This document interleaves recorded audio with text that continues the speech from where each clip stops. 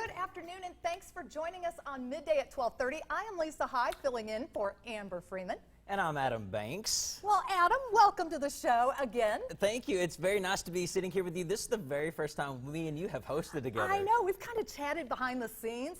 The last time you were in the studio, we got to know each other then. But, okay, so I have all kinds of questions. Okay. You know. First of all, how was your weekend? Did you have a good weekend? My weekend was actually pretty good. I did a lot of promotion for my radio show this weekend. I went to an event called Best of Bruised. And it was free beer, live music, and it was free promotion for the show, so it was great. Good time. How awesome is that? Well, you know, my weekend in comparison, I went to a family reunion. That has to be really fun, or it was pretty awkward and bad. How was that? It's always a little awkward, but it wasn't bad at all. I really, you know, it was good seeing the family. Oh, and I've been so busy this summer, I haven't had a chance to really get up to Ohio to see my family. So, but, you know, compared to your weekend, it's like, you know, mine was nothing like that. Well, you know, you said that we are just now getting to know each other. I feel like that we have become a lot closer because over the weekend, you and me became Facebook official. That's right, we did. We did. We became friends on Facebook. Yep. So I did get to see that you went to a family reunion. So I did get to see that. Did I stalk you? Was I the one that sent you the friend request? I think I was. Actually, no, it was me that sent it to you. Oh, yes. okay, so you're the stalker. Yeah. Yes, I'm the stalker. No, that's great. You know, Adam, I wanted to ask you too. You have a podcast. Tell me about this podcast that you're doing. Sure. So it's called Off the Cuff. Okay. It is now on the radio, so went big time there. Ah, nice. Yeah, it's on WLXU 93.9. Okay. It's on Thursdays from 4 to 5. The best way to describe Off the Cuff is just real raw talk radio. Okay. It discusses everything from current events to pop culture to sports, so we hit a little bit of everything. Now, how did you go from having a podcast, because you started this on your own, and then all of a sudden you hit big time with the radio. How did that transition happen? I'm baffled by this. Well, so I am someone who has always lived by this. If you hang around the barbershop long enough, you'll eventually get a haircut. So, and people are probably like, why haven't you got a haircut yet? But no, I actually just kept being persistent with it. Yeah. I just, no matter what, I was constantly just put out an episode every single week, no matter how much, you know, it was difficult for me. Right, but yeah, I just, through a lot of consistency and promotion, it just ended up on the radio. So you don't stop at the no's. You keep going. You persevere right through all the no's that you would get from people. I definitely try to, Yeah. Rejection is something that I'm used to. Okay, well, good, because we have on our next topic that we're going to be talking about, have you ever felt the sting of rejection? And Absolutely. Have you? And I have. all of us have. It really, I mean, and it's called a sting because that's exactly what it feels like. You muster up all the courage to reach out only to receive the brush off. It's enough to make you want to absolutely never put yourself out there ever, ever, ever again. However, you must, or you'll never find that special someone. Now, first of all, how do you deal with rejection, Adam? Well, I am used to it. Yeah. I don't know if it's just me. I'm a really good friend, so I get put in the friend zone a lot. Yeah. But when it comes to relationships, you know, people have to understand that not everybody is for everybody. Right. And everybody has a type. And Right. I've always kind of wondered, what does that mean? What does type mean?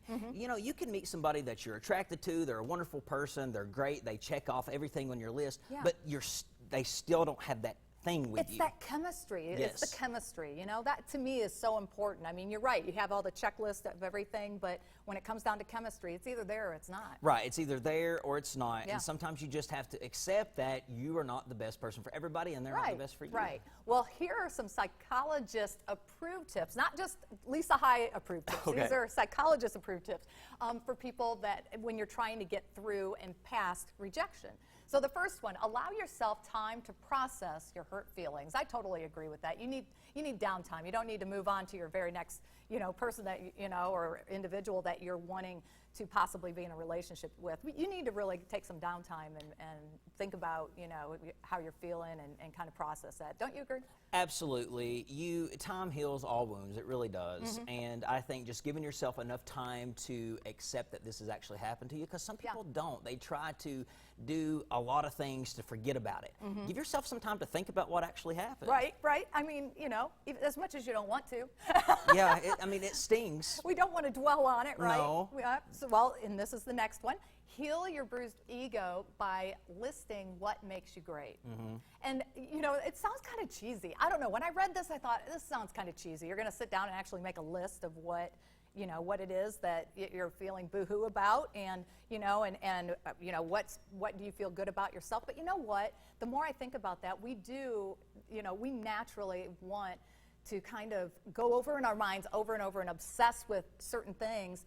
And generally, when you're kind of a perfectionist or anything like that, you really can obsess with some of the bad things, you know, about yourself, and not be forgiving of yourself, or not be accepting of yourself. How do you feel about that? I completely agree. You know, we're human beings. Right. We're not robots. We're not perfect. There's not been a perfect human being on this earth. So, like, we have to understand that we have things that not everybody's going to enjoy about us and like about us. So, we should focus on the things that we can bring to the table. Right, right. And whether that's just love, or whether that's just emotional support, we all have things that we have that's great about us. I love that. Are you single? I am.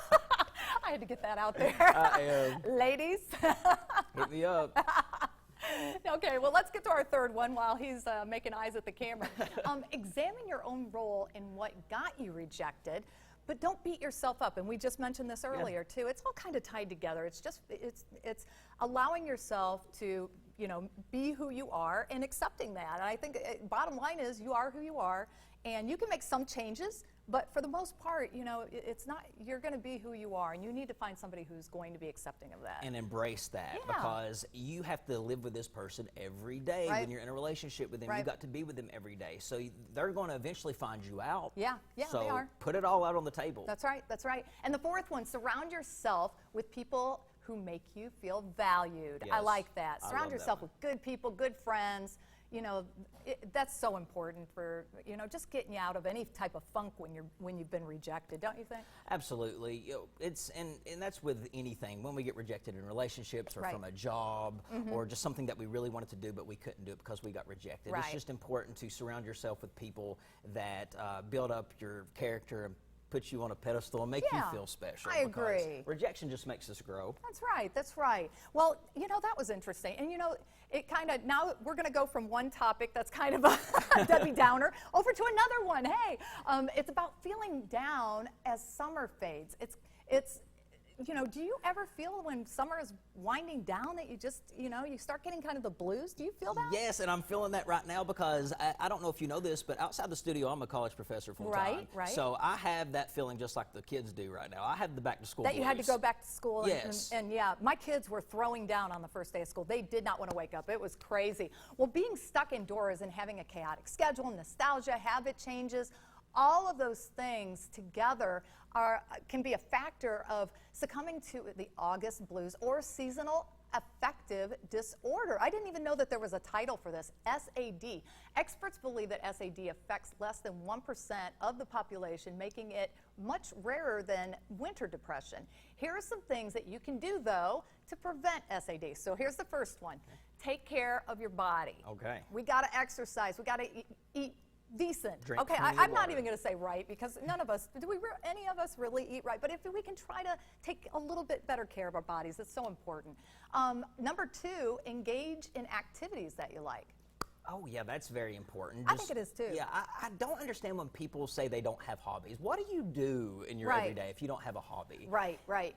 Well, you know, I have a hobby. I love playing volleyball, and I love it because it does. You get into the group, you're you know, out there playing and you're exercising, but you're also kind of socializing and getting out of your little shell. They just, you know, what this advice is saying is don't allow your depression to isolate you from other people, and that's really important.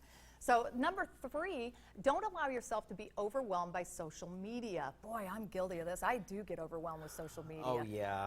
I think I'm guilty of it as well. Yeah, it's hard, but you're not allowed to do that. You're getting these summer blues, so you need to stop doing that. You can't get overwhelmed with it. And social media, it's easy to do that, you know. Sometimes social media can, you try to compare your lives to other people on social media, and you see Right. them out here having all this fun, and here I'm going back to school working. Here we I'm go. like, ah. Well, coming up, as parents, how do you feel about people without kids filling up the lines at Disney World? Well, apparently, childless millennials love to go to Disney, but some parents aren't too happy about it. Find out all the details after the break. Keep it right here.